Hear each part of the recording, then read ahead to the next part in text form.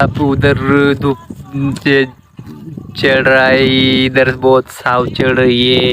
ये अपना दोस्त इधर वीडियो बनाने आया है, लेकिन मोबाइल देख रहा है। देखो जूम करके देख, इधर देख रहे भाई साहब।